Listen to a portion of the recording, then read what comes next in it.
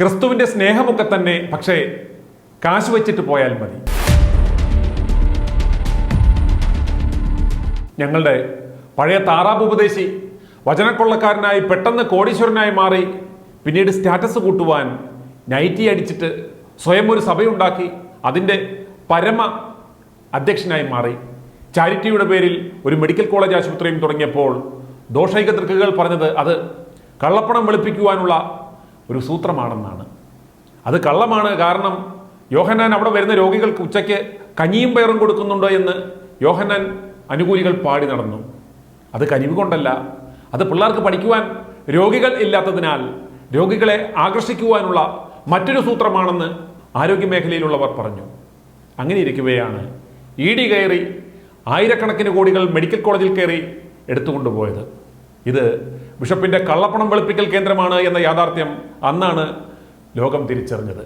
യോഹന്നാൻ ആരാണ് മുതൽ ആ പ്രശ്നം കാശിറക്കി തലയൂരി കച്ചവടം പൂർവാധികം ഭംഗിയായി കൊണ്ടുപോകുന്നു.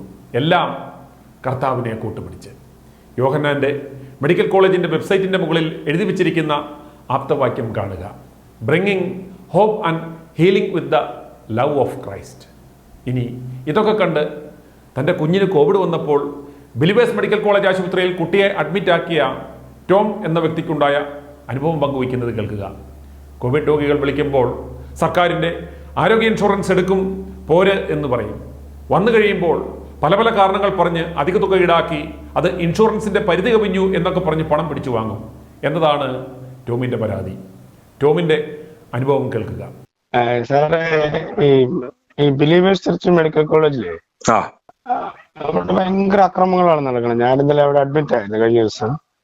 അതായത് ഇവിടെ ഞങ്ങൾ കോവിഡുമായിട്ട് ബന്ധപ്പെട്ട് പോയതാണ്. അവിടെ കോവിഡ് ഞങ്ങൾ പുറത്ത് ചോദിച്ചപ്പോൾ ഞങ്ങൾക്ക് ഈ ഇൻഷുറൻസ് ഒക്കെ ഉണ്ട്, ആ ഇൻഷുറൻസ് ഒക്കെ നമുക്ക് ക്ലെയിം ചെയ്യാന്ന് പറഞ്ഞ് ഞങ്ങൾ അഡ്മിറ്റ് ആക്കി അകത്ത് കയറി ഒരു ദിവസം കഴിഞ്ഞപ്പം ഇൻഷുറൻസിന്റെ കാര്യമായിട്ട് ചെന്നപ്പോഴത്തേനോ ഫ്രണ്ട് ഓഫീസിൽ ചെന്നപ്പോഴത്തേനോ ഇൻഷുറൻസ് കോവിഡിന് ഇൻഷുറൻസ് ഇല്ലെന്ന് പറഞ്ഞു. അങ്ങനെ കുറെ ആളുകളെ അവിടെ അഡ്മിറ്റ് ആക്കിയിട്ട് ഇവർ പൈസ മേടിക്കുകയാണ്. ഒരു ദിവസം 10,000 രൂപ 12,000 രൂപ വെറുതെ ബെഡിൽ കിടക്കുന്നതിന് പാരസെറ്റാമോൾ മാത്രം കൊടുത്ത് ഇവരുടെ ബെഡിൽ കിടത്തിയിരിക്കുകയാണ്. അവിടെ എത്ര പേരെന്നറിയാം കോവിഡ് വാർഡിൽ അഡ്മിറ്റ് ആയിരിക്കുന്നത്. വേറെ ചെറിയ ഹോസ്പിറ്റലുകളിൽ നിന്ന് കോവിഡ് എടുക്കാത്തത് കൊണ്ട് ബിലീവേഴ്സ് ചർച്ചിലേക്ക് വിടും. സാധാരണക്കാർ ഗവൺമെന്റ് ആശുപത്രി ശകലം കാശുള്ള ഗവൺമെന്റ് ആശുപത്രി പോകാതെ അങ്ങോട്ട് ഓടിച്ചില്ല. അവിടെ ചെല്ലുമ്പോൾ ഇവന് കുത്തിന് പിടിച്ച് എല്ലാം കുത്തിപ്പിഴിഞ്ഞ് മേടിക്കുകയാണ്. അവരുടെ എന്തോ PR അവന്മാരുടെ അടുത്ത് ചെല്ലുമ്പോൾ അവന്മാർ ഗുണ്ടകളെ പോലെയാണ് പെരുമാറുന്നത്. നീ അടച്ചിട്ട് പോയാൽ മതിയിടാന്നാണ് പറയുന്നത്. ഏത് ഇൻഷുറൻസ് ആയിരുന്നു നമുക്കുണ്ടായിരുന്നത്? നമുക്ക് മെഡിസപ്പ് ആയിരുന്നു. അപ്പൊ മെഡിസപ്പ് കിട്ടും, നിങ്ങൾ റൂം എടുക്കണ്ട, നിങ്ങൾ വാർഡ് എടുത്താൽ മതി എന്ന് പറഞ്ഞു. മെഡിസപ്പ് ഉണ്ട്, കാരുണ്യം ഉണ്ട്, എല്ലാം. ആ കാരുണ്യയുടെ പാവങ്ങൾ അവിടെ നിന്ന് കരയണ കാണണം. കോവിഡിന് കാരുണ്യം എല്ലാം പിന്നീടാണ് അറിയുന്നത്. കാരുണ്യം ഉണ്ടോ എനിക്ക് അറിയത്തില്ല. അവര് ഒരു അത്താഴപ്പെട്ട മനുഷ്യരെയൊക്കെ അഡ്മിറ്റ് ആക്കി കഴിഞ്ഞാൽ കുത്തിപ്പിഴിഞ്ഞ് വിടും. ഒരു ദിവസം കടന്ന് 12,000 13,000, 3 ദിവസം കടന്നു വിടുന്നതിന് 35,000. കോവിഡ് പടർന്ന് പിടിക്കുന്നതുകൊണ്ട് ഇവന്മാർക്ക് ഭയങ്കര അവർ കൊയ്ത്താണ് അവിടെ ബിലീവേഴ്സ് ചർച്ച് മെഡിക്കൽ കോളേജ് തിരുവല്ലയിലെ. ഇവിടെ അങ്ങനെ എത്ര ദിവസം ആൾക്കാരെ കടത്തും? ഇവിടെ ഞങ്ങൾ ഇന്നലെ നിർബന്ധമായിട്ട് എന്റെ കുഞ്ഞിനെ ഡിസ്ചാർജ് ചെയ്യാൻ പറഞ്ഞു. ഞാൻ ആ പടയത്തിലെ ഒരു ദിവസം പിന്നെ ഒരു 10-30 മണിക്കൂറേ ഉള്ളൂ മാക്സിമം. എനിക്ക് അവര് ആകെ 10-11,000 രൂപ ബില്ലാണ്. ഞാൻ ചെന്ന് വഴക്കുണ്ടാക്കിയിട്ട് പിന്നെ അത് 7,000 ചില്ലറയാക്കി. ഇടാത്ത PPE കിറ്റ് ഒന്നും ഇട്ടിട്ട് പോലും ഇല്ല. PPE കിറ്റിന് 1,700 രൂപയാണ് PPE കിറ്റിന് എഴുതി വെച്ചേക്കുന്നത് 3 എണ്ണത്തിന്. അവിടെ അവരുടെ എൻക്വയറിയിൽ ആദ്യം അന്വേഷിക്കുക കോവിഡിന് അഡ്മിഷൻ എല്ലാവർക്കും ഉണ്ട്. അവിടെ ഐസൊലേറ്റ് വാർഡുണ്ട്. ആ വാർഡിനകത്ത് എത്ര പേരെ കയറ്റിയിട്ടേക്കണെന്നറിയാവോ? എന്നിട്ട് വെറും പാരസെറ്റാമോൾ കൊടുക്കും, അവിടെ ഇട്ടേക്കുവാണ്. വേറൊന്നുമില്ല, വെറും അക്രമം എന്ന് പറഞ്ഞാൽ അക്രമമാണ് അവിടെ നടക്കുന്നത്. ടോം പറഞ്ഞ ഈ യാഥാർത്ഥ്യം അറിയുവാൻ ഞങ്ങൾ ഇന്ന് രാവിലെ ബിലീവേഴ്സ് ഹോസ്പിറ്റലുമായി ബന്ധപ്പെട്ടു. നമസ്കാരം, welcome to believers church medical college hospital. Believers church medical college ആശുപത്രിയിലേക്ക് സ്വാഗതം. ഫോർ ഇംഗ്ലീഷ് പ്രസ് 1, മലയാളത്തിനായി 2 അമർത്തുക. ഡോക്ടർമാരുടെ അപ്പോയിന്റ്മെന്റുകൾക്കായി 1 അമർത്തുക. ഹെൽത്ത് പാക്കേജുകളെ കുറിച്ചുള്ള വിവരങ്ങൾക്ക് 2 അമർത്തുക. ജോലി സംബന്ധമായുള്ള അന്വേഷണങ്ങൾക്കും HR വിഭാഗത്തിൽ കണക്ട് ചെയ്യുന്നതിനുമായി 3 അമർത്തുക. എക്സ്റ്റൻഷൻ നമ്പറിലേക്ക് നേരിട്ട് എത്തുന്നതിനായി 4 അമർത്തുക. ഈ സന്ദേശം വീണ്ടും കേൾക്കുന്നതിനായി 5 അമർത്തുക. മറ്റ് അന്വേഷണങ്ങൾക്കും ഞങ്ങളുടെ കസ്റ്റമർ കെയർ എക്സിക്യൂട്ടീവുമായി സംസാരിക്കുന്നതിനുമായി 9 അമർത്തുക.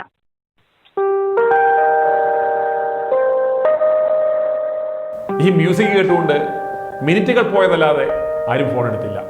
പലവട്ടം ട്രൈ ചെയ്തപ്പോഴും അവസ്ഥ ഇതുതന്നെയായിരുന്നു. ഒടുക്കം ഇവരുടെ സൈറ്റിൽ കാണിച്ചിരിക്കുന്ന എമർജൻസി മൊബൈൽ നമ്പറിലേക്ക് വിളിച്ചത് കേൾക്കുക. This call is now being recorded. Hello, Believers Emergency. Believers അല്ലേ? നിങ്ങളുടെ മറ്റുള്ള നമ്പറുകളിലേക്ക് ഒന്നും വിളിച്ചിട്ട് ആരും എടുക്കുന്നില്ല.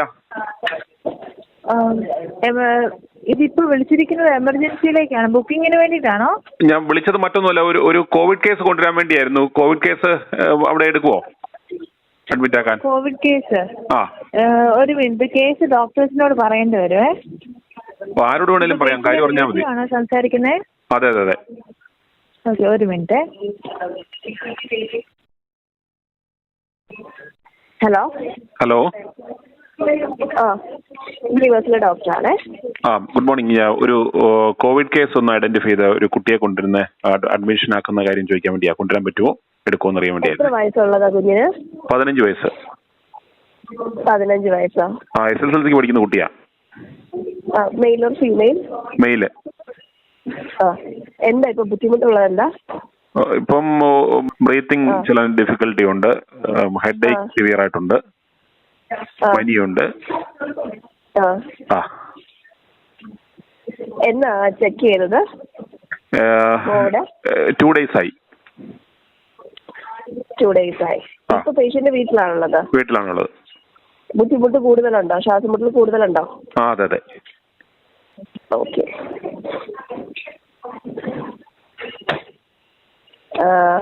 ഓക്കെ, സാച്ചുറേഷനോ അങ്ങനെ വല്ലതും വീട്ടിൽ നോക്കാൻ സൗകര്യം ഉണ്ടായിരുന്നോ? അത് ഇല്ല. ഓക്കെ, ഒരു മിനിറ്റ്. ഹലോ ഹലോ, അങ്കിളെ കൊച്ചിനെ കൊണ്ടുവന്നു. ബട്ട് നമ്മുടെ ഇവിടുത്തെ ഒരു റേറ്റ് എങ്ങനെയാ, റൂമിന്റെ ഒക്കെ റേറ്റ് പറയട്ടെ. ഇൻ കേസ് റൂം ആണെന്നുണ്ടെങ്കിൽ 9776 ആണ്. വാർഡാണെന്നുണ്ടെങ്കിൽ 2910. 2910 മനസ്സിലായില്ല. 2910 എന്ന് പറഞ്ഞാൽ 2910. 2910 റഫ്ലി 3000. വാർഡാണെന്നുണ്ടെങ്കിൽ അതെ 3000. റൂം ആണെന്നുണ്ടെങ്കിൽ 9776. വാർഡാണെന്നുണ്ടെങ്കിൽ 3000. ICU ഒക്കെ വേണ്ടി വരും. സാച്ചുറേഷൻ ഡ്രോപ്പ് കാര്യങ്ങളൊക്കെ ഉണ്ട്. ഒക്കെ ICU വേണ്ടി വരുന്ന ഒരു രീതിയാണെന്നുണ്ടെങ്കിൽ സ്റ്റാർട്ടിംഗ് റേറ്റ് 8580 ആണ്. ഒരു 10,000 to 25,000 വരെ വരും. ഇൻ കേസ് ഭയങ്കര ബ്രീത്തിങ് ഡിഫിക്കൽട്ടി. അത് ബെഡ് ചാർജ് മാത്രമാണ് ഞാൻ ഈ പറയുന്നത്. ബെഡ് ചാർജ് മാത്രം? ഇപ്പൊ പറഞ്ഞതെല്ലാം അപ് ടു 25,000. അതായത് ICUലാണെങ്കിൽ അപ് ടു 25,000 വരെ വരാം. അതെ. പക്ഷെ നമുക്കൊരു കൊച്ചിന്റെ ബ്രീതിങ് ഡിഫിക്കൽട്ടി അതിന് സപ്പോർട്ടിങ് വെക്കുന്ന അനുസരിച്ചിരിക്കും അതിന്റെ റേറ്റ് കൂടുന്നത്. നല്ല ബ്രീത്തിങ് ഇച്ചിരി ഡിഫിക്കൽട്ടി കൂടുതലുണ്ട്. അപ്പം ഇൻ കേസ് ICU ആണെന്നുണ്ടെങ്കിൽ, ICU വേണ്ടി വരുന്നതാണെന്നുണ്ടെങ്കിൽ സ്റ്റാർട്ടിങ് ഈ 9,000 ആണല്ലേ? അത് നമ്മളുടെ എന്തെങ്കിലും ചാരിറ്റി എന്തെങ്കിലും ഓഫറോ സെൽപ്പോട്ടോ എന്തെങ്കിലും ഉണ്ടോ? അങ്ങനെയുള്ള ഹെൽപ്പോ എന്തെങ്കിലും ഉണ്ടോ? അതിനെ കുറിച്ച് അങ്ങനെ ചോദിക്കേണ്ട വരും. ആണല്ലേ? നമുക്ക് പിന്നെ ആരോഗ്യ ഇൻഷുറൻസ് കാർഡ് ഉണ്ട്, അത് പറ്റുമല്ലോ? ആരോഗ്യ ഇൻഷുറൻസ് അലി വെച്ചിട്ട് ആരോഗ്യ ഇൻഷുറൻസ് എടുക്കുമോ? ICU ഒക്കെ ആരോഗ്യ ഇൻഷുറൻസ് മെഡിസിപ്പ് എടുക്കത്തില്ല. നമ്മുടെ എംപാനൽഡ് ആണല്ലോ. ഞാനിപ്പോ നോക്കിയപ്പം 2 മെഡിസിപ്പിലും ആരോഗ്യ ഇൻഷുറൻസിലും എംപാനൽഡ് ആണല്ലോ നമ്മുടെ ഹോസ്പിറ്റല്. ഇല്ല, ഇപ്പൊ എടുക്കത്തില്ല. അയ്യോ, സിറ്റുവേഷൻ ഇച്ചിരി മോശമാണ്. ICUലാണെന്നുണ്ടെങ്കിൽ ആരോഗ്യ ഇൻഷുറൻസ് മെഡിസിപ്പ് എടുക്കത്തില്ല. അന്നേരം നമ്മൾ എന്ത് ചെയ്യും? നമുക്ക് എന്തോ?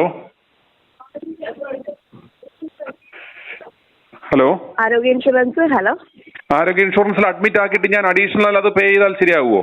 ബാക്കിയുള്ള ഫെസിലിറ്റി വാർഡിന്റെ എല്ലാം അഡീഷണൽ പേ. ഒരു മിനിറ്റ് ഞങ്ങള്, ഒരു മിനിറ്റ്. അങ്ങനെ നമ്പർ ആരോഗ്യ ഇൻഷുറൻസാ. അങ്ങനെ നമ്പർ ഒന്ന് തരാമോ? ഇതിനെ കുറിച്ച് ചോദിച്ചിട്ടൊന്ന് തിരിച്ച് വിളിച്ച് പറയാം. ആണോ? ഒന്ന് അർജന്റായിട്ട് പറയാമോ? കാരണം വരാൻ വേണ്ടിയായിരുന്നു. ഓക്കെ, താങ്കളുടെ നമ്പർ ഒന്ന് പറ. 97 46 46 11 11 44 44 44. ഞാനിപ്പോ സംസാരിക്കുന്നത് എമർജൻസി മെഡിസിനിലോ? അതെ. ആരോടാ സംസാരിക്കുന്നത്? പേര് പറയാമോ? എന്റെ പേര് മാത്യു. ഓക്കെ. ഞാനിപ്പോ ഡോക്ടറോടാ സംസാരിക്കുന്നത്? എൽസ. എൽസ. Okay okay. ഒന്ന് അടിയന്തരമായിട്ടൊന്ന് വിളിക്കണേ. വിളിക്കാങ്ങളെ. തിരിച്ചു വിളിക്കാമെന്ന് പറഞ്ഞിട്ടും ആരും അരമണിക്കൂർ കഴിഞ്ഞിട്ടും തിരിച്ചു വിളിച്ചില്ല. പിന്നീട് ഞാൻ ഹോസ്പിറ്റലിന്റെ ജനറൽ നമ്പറിലേക്ക് വീണ്ടും തിരിച്ചു വിളിച്ചു. നമസ്കാരം, വില്ലേജ് ഹോസ്പിറ്റലിലേക്ക് സ്വാഗതം. എനിക്ക് ഇൻഷുറൻസുമായിട്ട് ബന്ധപ്പെട്ട സെക്ഷനിലേക്ക് ഒന്ന് കണക്ട് ചെയ്യണ്ടേ? പ്രൈവറ്റ് ഇൻഷുറൻസ് ആണോ സാർ?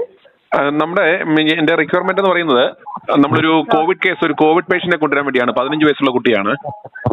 സാർ, അത് പ്രൈവറ്റ് ഇൻഷുറൻസ് ആണോ ഗവൺമെന്റിന്റെ ആണോ? ഗവൺമെന്റ് ഇൻഷുറൻസ് ആണ്. ഗവൺമെന്റിന്റെ. ഓക്കെ, ഞാൻ അവിടേക്ക് കണക്ട് ചെയ്യാം. ഹോൾഡ് ചെയ്യൂ.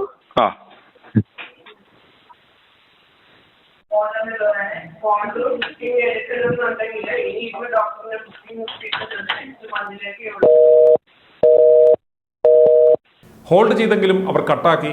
വീണ്ടും ഞാൻ വിളിച്ചപ്പോൾ ഇൻഷുറൻസ് ഡിപ്പാർട്ട്മെന്റിലേക്ക് കണക്ട് ചെയ്തു. നമ്മൾ കോവിഡിന്റെ എടുക്കുന്നുണ്ട്. ഐസിയുവിന്റെ കാര്യം ഞങ്ങൾക്ക് ഇപ്പൊ അറിയാൻ പറ്റുന്നില്ല. ബെഡ് അവൈലബിൾ ആണോ അല്ലയോ എന്ന് എന്തായാലും കൊണ്ടുപോവാ. നമുക്ക് അവൈലബിൾ ആണെന്നുണ്ടെങ്കിൽ എടുക്കാം കേട്ടോ. മെഡിസിപ്പിലാണെ പറ്റുമോ മാഡം?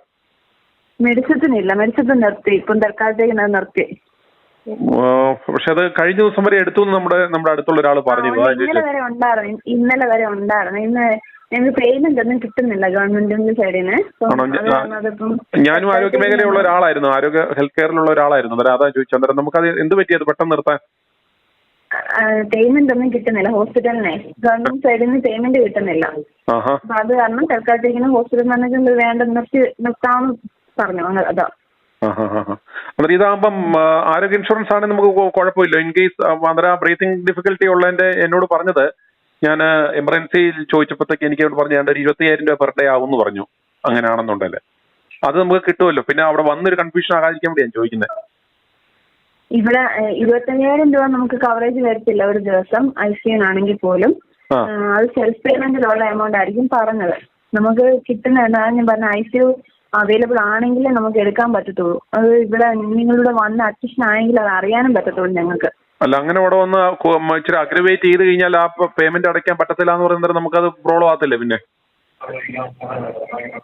ഹലോ, എമർജൻസി വരുന്ന സമയത്ത് തന്നെ ഒന്ന് ചോദിക്കാം, ബെഡ് അവൈലബിൾ ആണോ എന്താണെന്ന് ചോദിക്കാം. കോവിഡിന്റെ കാരണയുടെ ബെഡ് അവൈലബിൾ ആണോ എന്ന് ചോദിക്കാം. അന്നേരം നമ്മളത് എക്സ്ട്രാ അടയ്ക്കേണ്ടി വരുമോ ആ പേയ്മെന്റ്? എങ്ങനെ? ഈ പറയുന്ന എക്സ്ട്രാ ആയാൽ നമ്മൾ അടയ്ക്കേണ്ടി വരുമോ? അത് എക്സ്ട്രാ എമൗണ്ട് ഇതിനകത്ത് കവറേജ് ഇല്ലാത്തതായിരിക്കും പറയുന്നത്. നിങ്ങളിപ്പോൾ കാരണം രണ്ടെണ്ണം അഡ്മിഷൻ ആയെങ്കിൽ പോലും ഇതിനകത്ത് കവറേജ് ആകാത്ത മെഡിസിനോ അങ്ങനെ എന്തെങ്കിലും ഒക്കെ ആയിരിക്കും അതിനുള്ളതായിരിക്കും അടയ്ക്കുന്നത്. അങ്ങനെ അടയ്ക്കേണ്ടി വരും. Okay, thank you. ഓർക്കുക, ഒരു മെഡിക്കൽ കോളേജ് ആശുപത്രിയാണ്. ഡിപ്പാർട്ട്മെന്റുകൾ തമ്മിൽ യാതൊരു ഏകോപനവുമില്ല. എമർജൻസി ഡിപ്പാർട്ട്മെന്റിൽ ഇരുന്ന ഡോക്ടർ എൽസ പറഞ്ഞത് ആരോഗ്യ ഇൻഷുറൻസ് കാർഡിൽ കോവിഡ് പേഷ്യന്റിനെ ചികിത്സിക്കില്ല എന്നാണ്. എന്നാൽ ഇൻഷുറൻസ് വിഭാഗത്തിൽ നിന്ന് അറിയിച്ചത് ആരോഗ്യ ഇൻഷുറൻസ് കാർഡ് അനുസരിച്ച് ചികിത്സിക്കും എന്നാണ്. വരുന്ന രോഗികളുടെ പ്രൊഫൈൽ അനുസരിച്ച്, ആളും തരവും അനുസരിച്ച് പരമാവധി പിഴിയും. പാവങ്ങളെ പറ്റാവുന്ന പോലെ പിഴിയും. തർക്കിക്കുന്നവർക്ക് കുറച്ച് കൊടുക്കും. ഇൻഷുറൻസും ക്ലെയിം ചെയ്യും. കഴിഞ്ഞ ദിവസം മുതൽ മെഡിസിപ്പ് നിർത്തലാക്കി എന്നതിന് പറയുന്ന കാരണം ചികിത്സാ ഇനത്തിൽ കോടികൾ കുടിശ്ശിക ഉള്ളതുകൊണ്ടാണ് എന്നാണ്. പുതിയ ബെൻസും പണിത് നവചോരളം പണിയുവാൻ ഇറങ്ങിയ തീവട്ടി രായാവ് ഇതൊക്കെ കേൾക്കണം. സർക്കാരിൻ്റെ ആരോഗ്യ ഇൻഷുറൻസ് മെഡിസിപ്പ് കാർഡുകളുമായി ആശുപത്രികളിൽ പാവപ്പെട്ട രോഗികൾ പോയി നെഞ്ചത്തടിച്ച് നിലവിളിക്കുകയാണ് ബില്ലടയ്ക്കുവാൻ മാർഗമില്ലാതെ. എന്നാൽ മൂലക്കുരുവിൻ്റെ അസഹ്യതയ്ക്ക് പോലും പെണ്ണുമ്പളയും കൂട്ടി തീവട്ടി മയോ ക്ലിനിക്കിലേക്ക് ഓടും. അതുപോലെ മന്ത്രിമാർക്കും സാമാജികർക്കും സ്വകാര്യ ആശുപത്രികളിലെ ചികിത്സകൾക്ക് കഴിഞ്ഞ ദിവസം അനുവദിച്ചത് കോടികളാണ്. സംസ്ഥാനത്ത് ഇതുപോലെ ലക്ഷക്കണക്കിന് രോഗികളാണ് ആരോഗ്യ ഇൻഷുറൻസും മെഡിസിപ്പ് കാർഡുകളുമായി ആശുപത്രികൾ തോറും കയറിയിറങ്ങുന്നത്. സ്വാശ്രയ മേഖലയിലെ സ്വകാര്യ മെഡിക്കൽ കോളേജ് ആശുപത്രികൾക്ക് രോഗികളിൽ നിന്ന് OP ചാർജ് ഈടാക്കുവാൻ യാതൊരു അധികാരവുമില്ല എന്നറിയുക. അതുപോലെ ചികിത്സയ്ക്ക് കഴുത്തറപ്പൻ ബില്ലുകൾ ഇടുവാനും ഇവർക്ക് അവകാശമില്ല. വിലിവേഴ്സ് ആശുപത്രിയിൽ നടക്കുന്ന തീവട്ടിക്കൊള്ളയെക്കുറിച്ചുള്ള വിശദമായ ഒരു പരമ്പര ഉടനെ ആരംഭിക്കുന്നു. i2i News, an eye for truth. i2i News subscribe ചെയ്തിട്ടില്ലാത്തവർ ഇപ്പോൾ തന്നെ സബ്സ്ക്രൈബ് ചെയ്യുക. നോട്ടിഫിക്കേഷൻ ലഭിക്കുവാൻ ബെൽ ബട്ടണും അമർത്തുക.